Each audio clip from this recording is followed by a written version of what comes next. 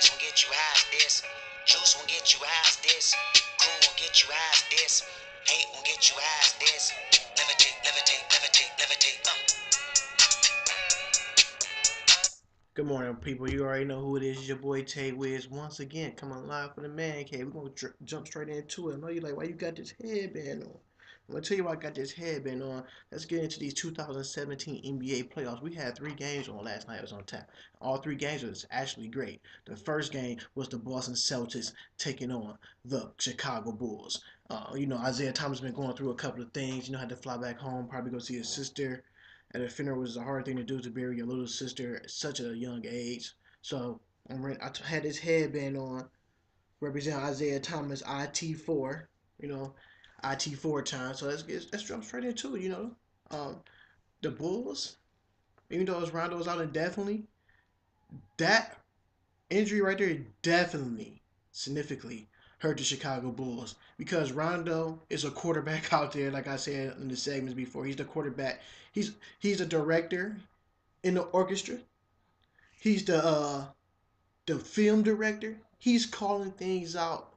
He know other teams' plays before their team set it up. So one thing about the Rondo injury that's gonna hurt them: the assists, the second chance shots that they can get with Rondo. And he put the players in the right spot of the floor where they can get easy baskets and stuff like that. So that hurts not having Rondo out there.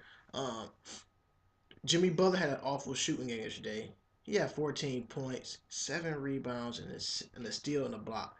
I thought Jimmy Butler was gonna come out with more fire rage. Okay, Rondo's out. Let me pick the slack up for my young guys. I didn't see that yesterday. Forcing a lot of shots, not going to the hole as much. He was selling it for jumpers a lot. Um, I just thought it would have been more just to see him do more. To see that Jimmy Butler that we was accustomed to seeing in the regular season.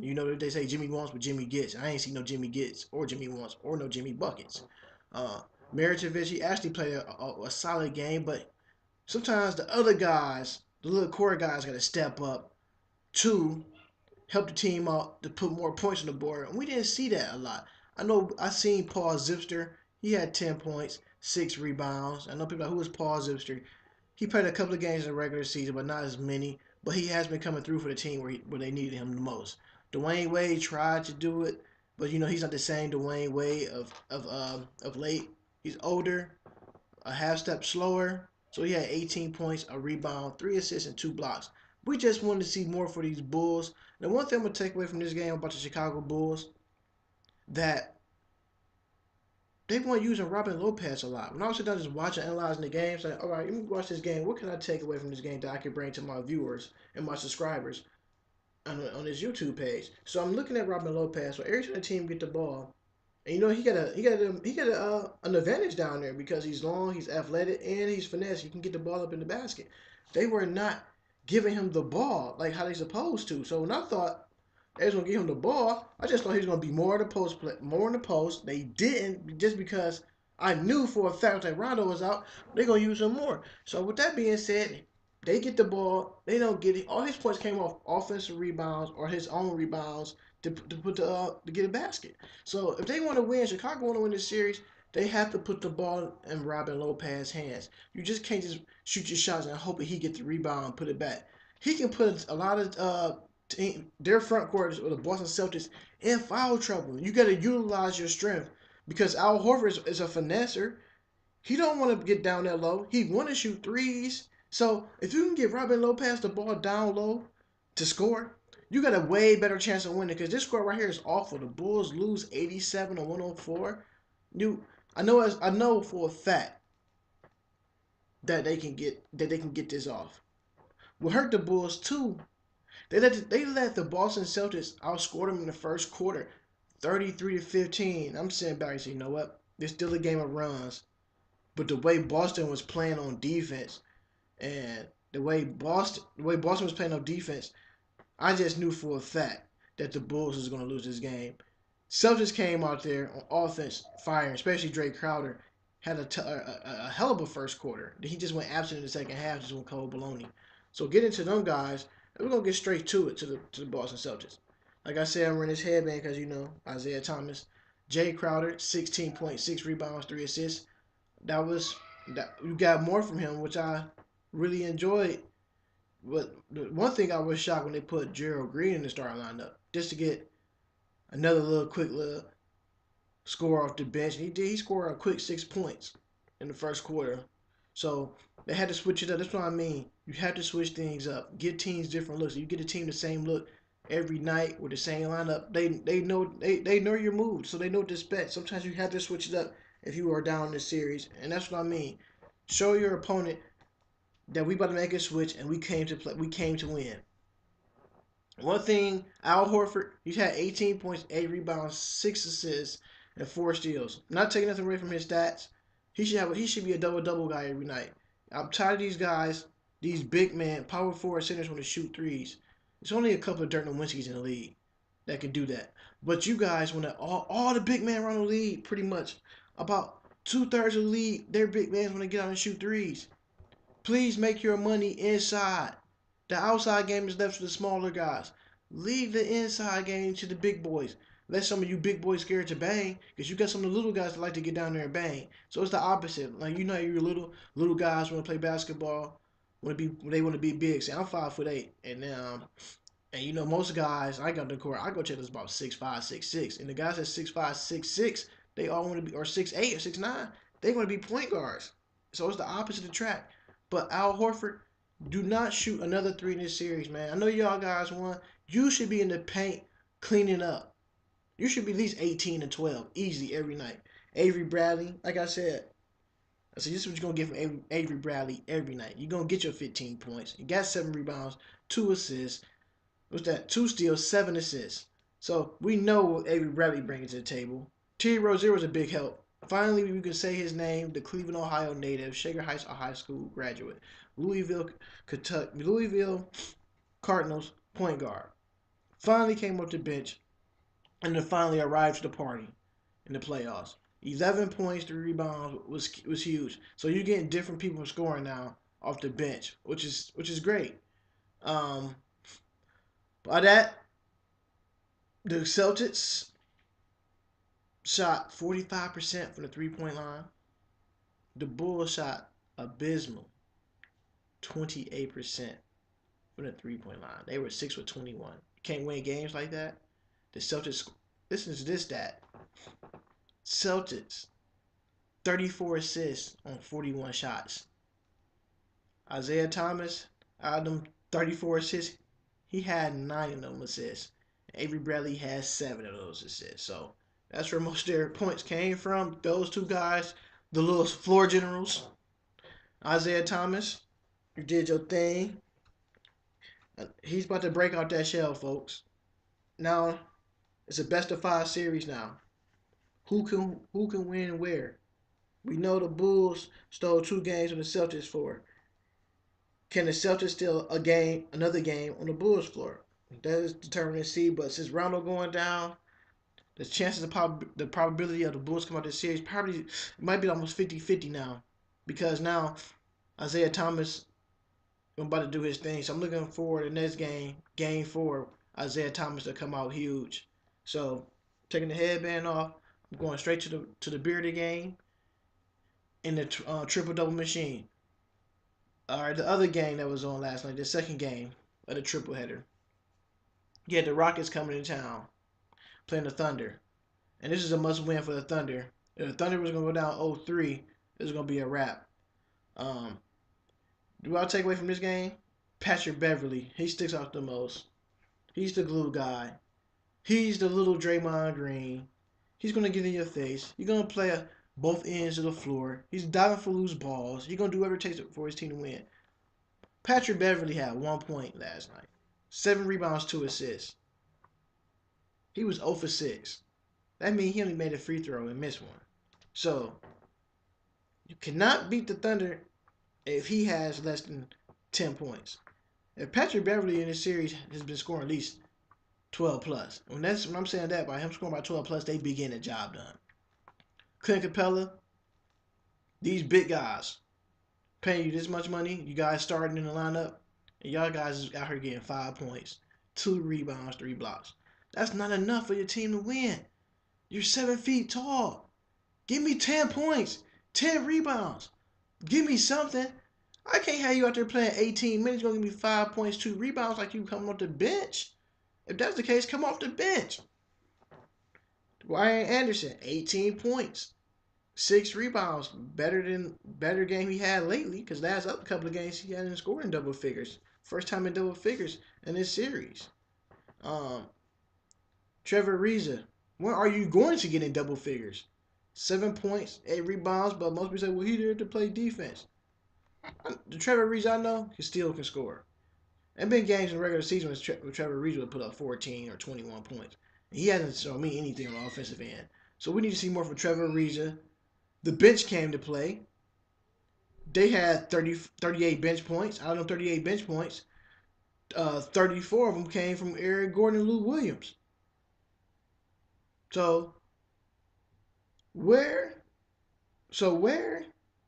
is the bench for these teams? The other person who have the other 4 points for the Rockets off the bench was Nene. That's where their 38 points came from. 3 guys. Nobody else can score. James Harden, 44 points, 6 rebounds, 6 assists. They only lost by 2, but the way they lost by 2, Russell missed a free throw in the fourth quarter late. So James Harden come down the court, less than 5 seconds, get his little dribble on, and takes a 3. He didn't really need a 3. Teams was just going for the win. My theory was if we down by 2, you want to take the best shot available, but you took a 3-pointer with 2 guys on you. Should have dribbled in a little bit more. Took a 2-pointer and go to overtime. Live to fight another day. I'd rather live to fight another day in overtime than just to go home with we just lost shooting a 3. You don't want that. That's one of the hardest shots to make when the game is on the line. You have a better chance of making a 2-pointer when the game is on the line. But taking a long 3, you're not going to hit that because you're rushing your shot. You're not into your groove. You have to get that shot up just right, and you got to be comfortable of you taking that shot. Which I'm saying he's not comfortable because he knows he's comfortable in his own skin of taking that shot. But me, I just would have took a better, smarter, and a high percentage shot. He took a low percentage shot over 2 guys, which you know that was going to come up as a fail. Like I said, he had 44 points, 6 rebounds, 6 assists. So the Thunder came out as game busters, and this is a key stat, another stat I circle on my little stats I keep right here in front of me, that the reason why the Thunder won this game, they shared the ball more. 24 assists the Thunder has a team, and the Rockets had 10. You knew who played a good game? And I want to give a shout out to 2 players. Taj Gibson was 10 for 13 last night. Which I would say that, you had to get him involved because he can score. And which they did. Taj Gibson had 20 points, 2 rebounds. I'm taking that 10 for 3 from the field, but I do need to see no rebounds up, Taj. I need to see you 20 and 10. Andre Roberson played fantastic. 12 points, 6 rebounds, 4 assists, 2 steals, 3 blocks. Everywhere, especially that block he had on James Harden on the glass when he was going to the rim. That was nasty. That was nasty. And they needed that from them. Other guys came through and helped pick up the slack for Russell Westbrook. Steven Adams had 4 points, but he had 6 rebounds. Victor Oladipo had 12 points, 6 rebounds. So you're seeing different players now up in the ante so they can get this win. Like I said, the one that stick out the most for me was Taj Gibson with the 20 points. And he was 10 for 13. And Andre Roberson had a key 3 blocks. So we know what Russell Westbrook did. He had a triple-double with the win. He was 11-24 from the field, 32 points, 13 rebounds, 11 assists. Russell Westbrook wasn't forcing a lot of shots. He actually shared the ball in the fourth quarter with his teammates to get his teammates involved. Basketball is not an I team. Basketball is a we team. We play together. We lose together. We fought together. We're going to win this together. So Russell Westbrook, nice way to come through for your teammates. They needed that. To bring up the morale, can y'all do it again? Can you not tie this series up at 2 games apiece? Like I said, they had 35 bench points. Those points were scattered everywhere. Everybody chipped in and got a piece of the pie last night. So the Thunder took care of business at home. The fans was ready. That score was 115. Thunder. Rockets 113. James Harden just missed a game-winning shot by that much. And I'm not taking nothing away. Like I said, the reason why they lost, Patrick Beverly went 0 for 6. Just imagine if Patrick Beverly would have went 2 for 8 or 4 for 9. We probably been talking about a different outcome in this Houston Rockets and OKC Thunder game. But for the Thunder win, they got to do more. You need it for Steven Adams to at least get you 12 points. Scoring 4 points and 6 rebounds, that's not the Steven Adams I know on a nightly basis.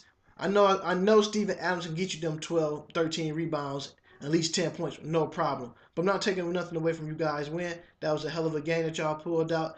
Came out in the first quarter and improved it. They just came out like, yeah, we gonna win this game. We not going down 0-3. And with that being said, Russell Westbrook, if you do it again, man, tie this series, at least go at least 4, 6, and 7. We sit here talking about a whole different series. This series is tied up 3 games apiece. So I'm looking for the Thunder to bounce back again to get the next win in Game 4. The other game we'll get into, the Utah Jazz and the LA Clippers. The Clippers take a 2-1 lead. They went to the First Solution Center in Utah, took care of business. Gordon Hayward had 40 points, a career high in his playoff debut. 40 points, like I said, 8 rebounds, 4 assists, 2 blocks. Gordon Hayward, man, is low key nice. Like I said, a lot of people don't have NBA TV out there to witness that guy play basketball. And trust me, he's a free agent at the end of this season. And some team gonna back up the Brinks truck and they're gonna pay that man. And if they do, we know Utah Jazz gonna match it. Boris Diaw, ugly game. 3 points, a rebound, assist, and 2 steals.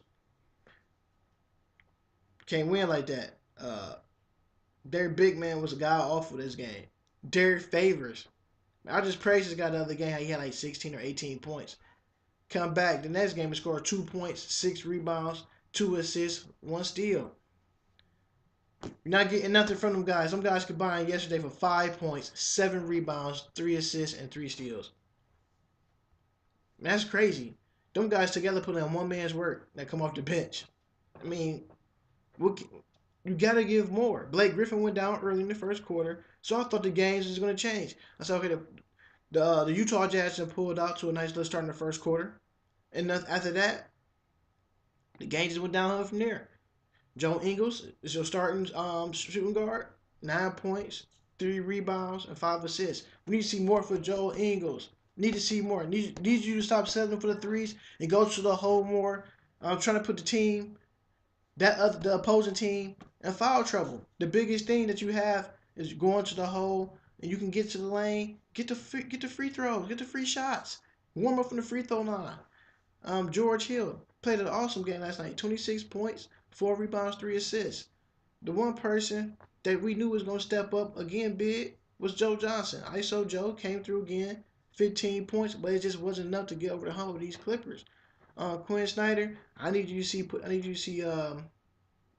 more Ballon Boy out there, your power forward center for the Utah Jazz. Come off the bench, he haven't played yet in this series. I haven't seen. And I definitely need to see Dante Exum come in and get some key minutes for you. Maybe you can sprinkle him in every now and then with a Joe Ingles. Take Joe Ingles out and put him in the backcourt with George Hill. So you never know what you have sometimes in the playoffs. You know some guys just want to run a straight 8-man rotation. It's the playoffs. You playing for the championship. You playing for the Larry O'Brien trophy. You playing for them rings. So if you want to play for rings, sometimes you got to empty that bench out. Sometimes you got to call that guy off the bench that you can get through and be like, you know what? I need you to go out here. I need you to go ahead and play the basketball that you played in the regular season. Not saying Dante Exum, he's an okay player, but at least I know if you can get another 8 points from him off the bench, you talking about a whole totally different score. You talk about the final score could have been, like I said, if he scored 8 points, you bring Dante Exum off the bench with 8 points. You talk about the final score could have been 114, 111. We could possibly talk about the Utah Jazz up 2 games to 1. But back to the LA Clippers. What hurt the Clippers? No, not what hurt the Clippers. What hurt the Clippers, honestly. Blake Griffin going down early in the first quarter. Sprained right big toe. X-rays came back negative, so he should be fine. Probably be a game time decision, but I can see him playing in Game 4. He had 11 points and 6 rebounds before the injury, and they still maintained the win. Mal Butte played a great game. 15 points, 6 rebounds. Because the last couple of games, that guy been average having 4 points and 6 points. So when one guy goes down, next man up. So you have to bring next man up. DeAndre Jordan, 17 points, 13 rebounds, and 1 block. It's ironic because DeAndre Jordan could jump out the gym. 17, he had 17 points, 3 rebounds. And I'm looking at the two big men at Utah, Boris Diaw, Derek Favors. Them guys had 3 points from Diaw and 2 points for Derek Favors. But DeAndre Jordan only had 17. DeAndre Jordan, once there's no Rudy Gobert out there, and I'm looking like, all right, abuse these guys. But you still put up 17 points, 13 rebounds. Yes, I'm a guy who's never satisfied. I feel like if that one man is down and you got the mismatch, DeAndre Jordan, you should have at least 30. I'm calling it like it is. I'm calling it spade a spade. DeAndre Jordan should have at least 30 points and 18 rebounds. That's what I'm seeing. But hey, you guys got the win. Like you said, you got 17 points, 13 rebounds, and a block. JJ Redick's still been absent from the playoffs. 8 points. Last game, I think he had, 4 points? Maybe because he can't get his shot because Joel Ingles is defending him. That could be key. But JJ Redick only had 8 points, 3 rebounds. That's your 3-point specialist. I'm going to say it till I turn blue in the face. Y'all winning. I know Doc Rivers don't really change his lineups like that. But hey, give it a shot. Put in Jamal Crawford. I know he only had 8 points, but put Jamal Crawford in as your starting two. Open the game up a little bit more. Y'all got the lead now. Try to in this series. Try to put your foot on the gas pedal to full throttle. Like I said, bench points, 26 bench points from the Clippers. You can't win like that. Plus, another reason why the Utah Jazz lost, they got out rebounded, 41-27. You can't win games like that. That is so hard when you don't have your big guy down there. And Rudy Gobert will be back for Game 4. The the third quarter for the Clippers, 33 points for the Clippers. Utah Jazz 26. See, the first quarter and the third quarter are the tell-offs for NBA games. If you win that first quarter scoring 30, and then you come back in another quarter and score 30, that's pretty much a wrap. But the first quarter is crucial. The third quarter is crucial. First quarter is going to tell you what the outcome might be of the game. Is this team going to start out sluggish or are they going to start out fast? After halftime, they come in the third quarter. Is this team going to start out sluggish or are they going to start out fast? So when the fourth quarter comes, everybody going to start playing tight. The possessions come longer because they move the ball around so everybody can touch the ball. You have to find different things out here for your team to win. And with Blake Griffin going down, we know he's going to be ready for Game 4. But if the Utah Jazz, if expected, Rudy Gobert back, trust me, this Utah Jazz and Clippers series is going to be a long series. If they get Rudy Gobert back, I'm looking for the Utah Jazz to win this at 6. But Chris Paul actually played lights out last night. 34 points, 7 rebounds, 10 assists. He scored 24 of his 34 points in the second half. He took over. We need Chris Paul to take over like that. That's the Chris Paul you should see when he's playing for the New Orleans Hornets. So Chris Paul, you got to keep doing it. You got to put your team on your back, man. You have to do it because they know they can't stop you. Because once you break the defense down and get past that second wall, they don't know if it's an alley-oop coming or you're gonna throw your little patented floater up there. So hats off to them as they win this game last night, 111-106. And Blake Griffin probably is a game time decision. And hopefully the Utah Jazz get Rudy Gobert back so they can tie things up. So you know who I am. I'm Tay Wiz, coming live from the Man Cave, keeping you up latest on all your stats, injuries throughout the NBA playoffs. Please make sure just to follow me on my YouTube channel at TAE_WIGGS. And the same thing for my Twitter handle is the same thing, TAE_WIGGS. Until next time we get together, 1.